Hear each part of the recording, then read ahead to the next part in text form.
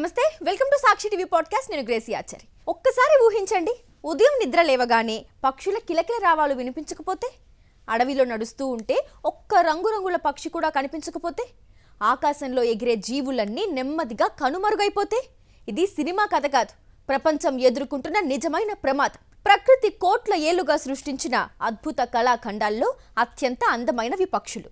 కానీ వాటి అందమే ఇప్పుడు వాటి శత్రువైంది. రంగుల వెనుక దాగిన విషాదం. శాస్త్రవేత్తలు ఇటీవల ఒక ఆశ్చర్యకరమైన విషయాన్ని గుర్తించారు.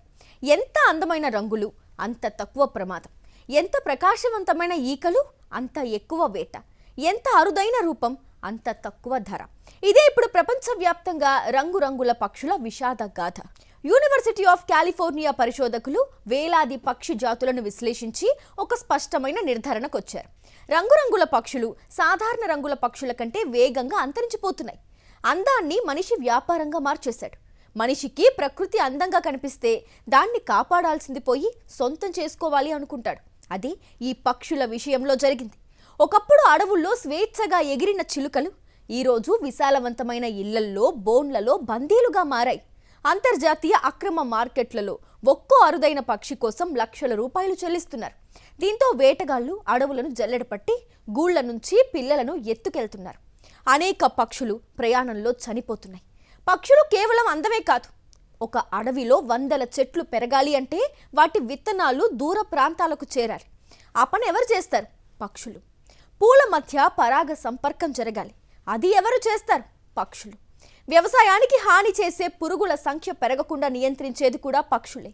అంటే ఒక పక్షి అంతరించడం అంటే ఒక అడవి నెమ్మదిగా మరణించడం. ఇప్పటికే మనం కోల్పోయిన పక్షులు డోడో, మారిషస్ దీవుల్లో ఒకప్పుడు వేల సంఖ్యలో ఉండేది. మనిషి వెళ్ళాడు, వేటాడాడు, ఎలుకలు పిల్లులను తీసుకెళ్లాడు. కొన్ని దశాబ్దాల్లోనే డోడో చరిత్ర అయిపోయింది. ప్యాసింజర్ పిజన్ ఒకప్పుడు అమెరికా ఆకాశాన్ని పూర్తిగా కప్పేసేంతగా ఉండేది, వందల కోట్ల సంఖ్యలో. అయితే వ్యాపార వేట కారణంగా 1914లో చివరి పక్షి మార్థా కూడా మరణించింది. గ్రేట్ ఆక్ ఎగరలేని సముద్ర పక్షి ఈకల కోసం, గుడ్లు కోసం, మాంసం కోసం చివరకు పూర్తిగా అంతరించిపోయింది. భారతదేశంలో పరిస్థితి, మన దేశంలో 1300కు పైగా పక్షి జాతులున్నాయి. అందులో కొన్ని ప్రపంచంలోనే అత్యంత ప్రమాదంలో ఉన్నాయి. గ్రేట్ ఇండియన్ బస్టార్డ్ రాజస్థాన్ గడ్డి మైదానాల రాజు ఒకప్పుడు వేల సంఖ్యలో ఉండేది. ఇప్పుడు 150 కంటే తక్కువ మాత్రమే మిగిలినట్లు అంచనా. ఎందుకు? విద్యుత్తు తీగలు, గడ్డి భూముల నాశనం, వేట. జెర్డాన్ స్కోర్సర్ ఆంధ్రప్రదేశ్కు చెందిన అత్యంత అరుదైన పక్షి ఇది. 1986లో మళ్ళీ కనిపించిన తర్వాత చాలా అరుదుగా మాత్రమే కనిపిస్తోంది. దాని నివాస ప్రాంతాలు క్రమంగా నశిస్తున్నాయి. ఫారెస్ట్ ఆవ్లెట్ ఏళ్ల తరబడి అంతరించిపోయిందని భావించారు. తరువాత మళ్ళీ కనుగొన్నారు. అయితే ఇప్పటికీ తీవ్ర ప్రమాదంలోనే ఉంది. హిమాలయన్ మోనాల్ భారత హిమాలయ ప్రాంతాల్లో కనిపించే అద్భుతమైన రంగురంగుల పక్షి. నీలం, ఆకుపచ్చ, ఊదా, రాగి రంగులు మెరిసే ఈ పక్షిని చాలామంది జీవంత ఇంద్రధనస్సు అంటారు. అడవుల నాశనం, వేట వల్ల దీని నివాసాలు తగ్గుతున్నాయి. ప్రపంచంలోని అద్భుత రంగురంగుల పక్షులు Spix's macaw, Bali myna, helmet hornbill, bird of paradise. ఇవి ప్రకృతి సృష్టించిన కళాఖండాలు. కానీ వాటి అందమే వాటిని స్మగ్లర్ల లక్ష్యంగా మారుస్తోంది. విజయవంతమైన సంరక్షణ కథలు, అన్ని కథలు విషాదంతోనే ముగియలేదు. కొన్ని విజయ గాథలు కూడా ఉన్నాయి. కాలిఫోర్నియా కాండోర్ 1980లలో ఈ ప్రపంచంలో కేవలం 27 పక్షులు మాత్రమే మిగిలాయి. శాస్త్రవేత్తలు వాటన్నింటినీ రక్షించి ప్రత్యేక సంతానోత్పత్తి కేంద్రాల్లో పెంచారు. నేడు వందల సంఖ్యలో మళ్లీ ప్రకృతిలోకి వదిలారు. ఇది ప్రపంచంలోనే అత్యంత విజయవంతమైన పక్షి సంరక్షణ కార్యక్రమాల్లో ఒకటి. కాకాపో న్యూజిలాండ్లోని ఈ ఎగురలేని చిలక అంతరించిపోవడానికి చేరుకుంది. ప్రతి పక్షికి పేరు పెట్టారు. GPS ట్రాక్టర్లు అమర్చారు. ప్రత్యేక ద్వీపాలకు తరలించారు. ఇప్పుడు వాటి సంఖ్య క్రమంగా పెరుగుతోంది. భారతదేశంలో గిద్దల పునరుజ్జీవనం. ఒకప్పుడు భారతదేశంలో కోట్ల సంఖ్యలో గిద్దలుండేవి. ఒక ఔషధం కారణంగా వాటి సంఖ్య 95% పైగా పడిపోయింది.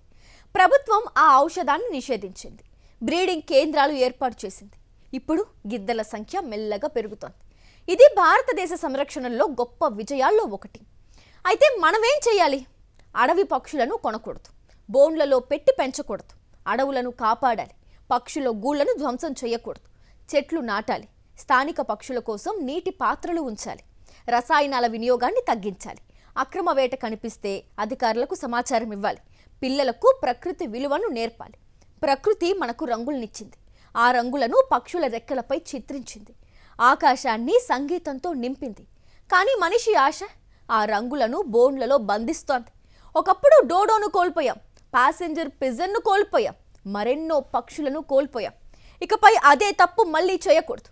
ఎందుకంటే ఒక పక్షి అంతరించడం అంటే ఒక పాట శాశ్వతంగా మౌనం అవ్వడం, ఒక అడవి తన గొంతును కోల్పోవడం, ఒక చెట్టు తన మిత్రుడిని కోల్పోవడం. మనం ప్రకృతిని ప్రేమిస్తున్నామని చెప్తే సరిపోదు, ఆ ప్రేమను చర్యల్లో చూపించాలి.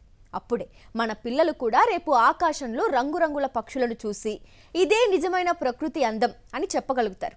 సో ప్రకృతిని కాపాడండి, పక్షులను రక్షించండి, భూమి భవిష్యత్తును నిలబెట్టండి.